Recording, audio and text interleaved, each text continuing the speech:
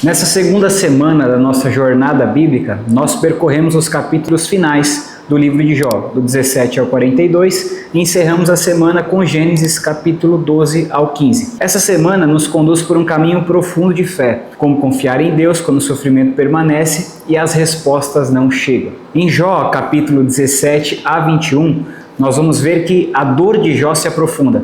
Ele começa a lidar não apenas com o sofrimento físico, mas também com o peso emocional da incompreensão. Seus amigos continuam insistindo que o sofrimento é consequência direta do pecado, mas a realidade de Jó desafia essa lógica simples. Nós vamos ver que no capítulo 22 ao 26 as acusações se intensificam. A teologia dos amigos parece até correta em palavras, mas vazia de compaixão. Aqui aprendemos que é possível falar coisas verdadeiras sobre Deus com um coração errado. Verdade sem amor não cura, apenas machuca. Então Jó, ele faz algo impressionante. Ele reafirma sua integridade, mesmo sem entender o que Deus está fazendo. Ele se recusa a abandonar a fé.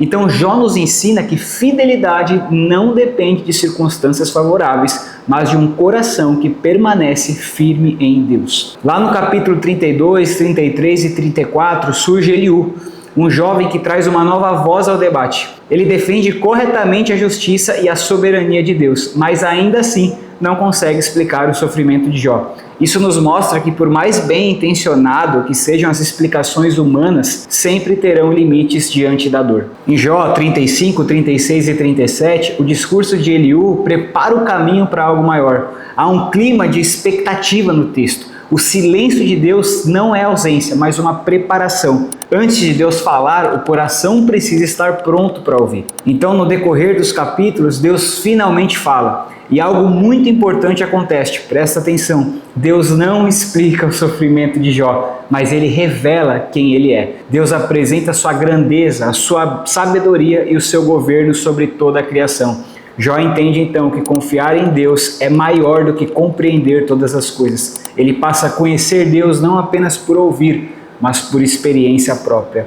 Essa revelação aponta para Jesus. Cristo é a revelação plena de Deus. Em Jesus, Deus não apenas fala do céu, mas entra na história, assume a dor humana e sofre sem culpa. Jó ansiava por um mediador e Jesus é esse mediador definitivo entre Deus e os homens. Ao final do livro, Jó é restaurado, não porque recebeu propostas, mas porque teve um encontro mais profundo com Deus. A restauração vem da revelação de Deus e não da explicação. Encerrando a semana, chegamos em Gênesis 12 ao 15. E aqui Deus chama Abraão para sair da sua terra, da sua segurança, do seu controle. Abraão não recebe um mapa, mas uma promessa. Ele aprende que a fé é caminhar confiando naquele que o chamou. Em Gênesis 15, a Bíblia diz que Abraão creu no Senhor e isso lhe foi imputado como justiça. O que esse texto ensina, pastor? Ensina que relacionamento com Deus sempre foi baseado na fé, muito antes da lei. E essa promessa aponta para Cristo, o descendente por meio de que todas as famílias da terra serão abençoadas. Uma aplicação prática para você, então,